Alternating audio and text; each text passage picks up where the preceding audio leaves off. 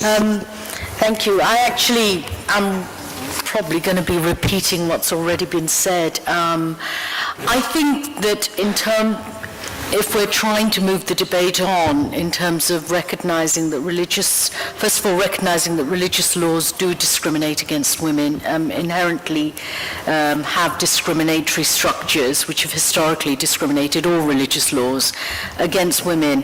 But moving that on requires trying to work out what strategies will work, how can we address the issue, and I know we're going to come back to the issue of remedies.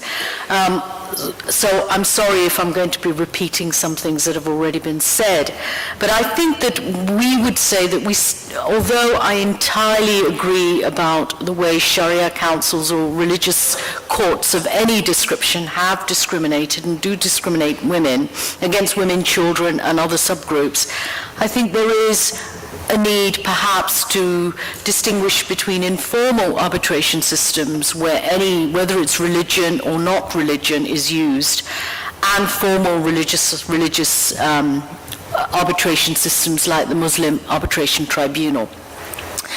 And the reason why I think the focus should be on the Muslim Arbitration Tribunal is because it is backed by the state. It has legal sanction. It is incorporated within the legal system and therefore state-backed. And that does and should raise alarm bells. And does pose a threat to the protection of particularly women and children and other vulnerable minorities. Because it is state-backed, it does encourage the development of parallel legal systems, and which then do use religious frameworks to discriminate against women and to legitimize that discrimination. And believe me, it's not just a question of Sharia tribunals. If they are successful, other religious minorities will also be demanding the right to be governed by personal laws. And in effect, that will mean regulating the family internally. And so there is an issue, of course, about opposing all religious arbitration systems that are backed by the legal system. So we're very concerned about the Muslim arbitration tribunals in particular, because, as people have pointed out, there is evidence that the Muslim arbitration tribunals have been using religion to discriminate against women and to keep the family intact at any cost. And it's particularly the family that they're focusing on and the control of women's sexuality. And it's interesting because a lot of people says, well, what's wrong? A lot of women are accessing these courts. It shows that there's a need for them.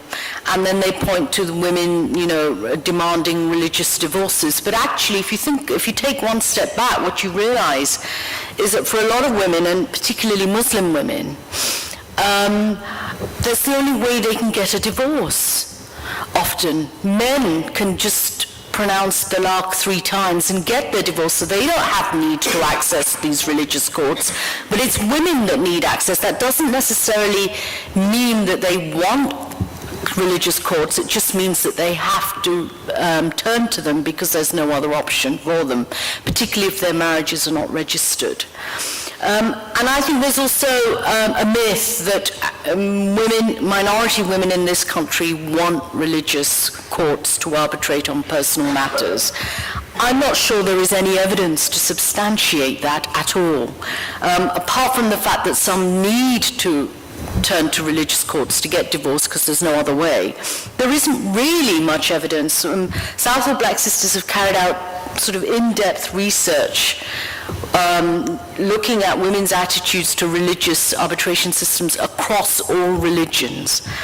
And this research is about to be finalized and will be published. But what the evidence showed, without a shadow of a doubt, and these were women who are all believers, who want and accept that, that there has to be space for spiritual sustenance and see religion as a matter of personal choice. But what they were all saying is that we do not want religious authority to govern our personal matters. And the evidence showed that quite clearly. And being the most vulnerable women, these are women who've all gone through violence and abuse and some form of restriction in the family, they actually do provide a litmus test as to, what women want. And their fears are that if they revert to religious authority, they won't be believed. Their needs will be trivialized, and in fact they'll be denied their rights.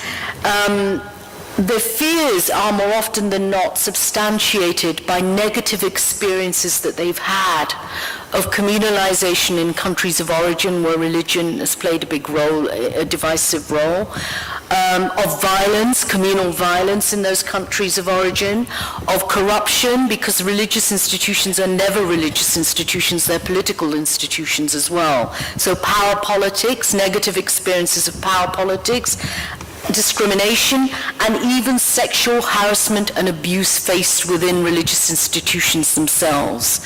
And we've seen, for example, the scandals that have beset the Catholic Church on this, and it's true of other religions too. Just to say a little bit more about the Muslim Arbitration Tribunal, Mariam and others have already said, what's interesting about them is that they actually come across as quite professional and quasi-legal. And that's what's so dangerous and chilling about them, is that they're not some kind of amateurish setup. They do operate under the Arbitration Act, and they've set themselves up to follow various rules and procedures. So they come across as incredibly professional. And some of the people involved are also district judges who sit in family courts. So these are not amateur people. These are professional people who are trying to use the system to create parallel legal systems. And what's particularly, apart from that, what's also really, of course, very alarming about the way in which they operate is that they profess not to interfere with criminal law, but shockingly do. And Miriam has talked about the cases of domestic violence, and you can see it clearly on their website. This is what they said, and I think it's worth quoting. It says, Muslim Arbitration Tribunal is unable to deal with criminal offences as we do not have jurisdiction to try such matters in the UK.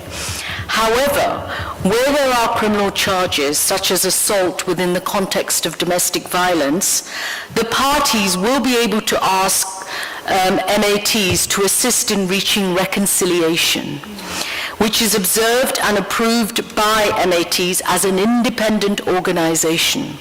The terms of such a reconciliation can then be passed by the MAT onto the Crown Prosecution Service through the local police domestic violence liaison officers with a view to reconsidering the criminal charges. Note that the final decision to prosecute always remains with the CPS. So they're trying to cover their backs, but essentially, if you look on their website, what they say is that we apply sacred law. So sacred law is paramount. It is privileged, and it is used to arbitrate even in cases of domestic violence, even where criminal offences may have been committed. And that is really dangerous because it flies in the face of good practice, of the law, of policy on domestic violence that particularly minority women have struggled for in this country over the last couple of decades or more. So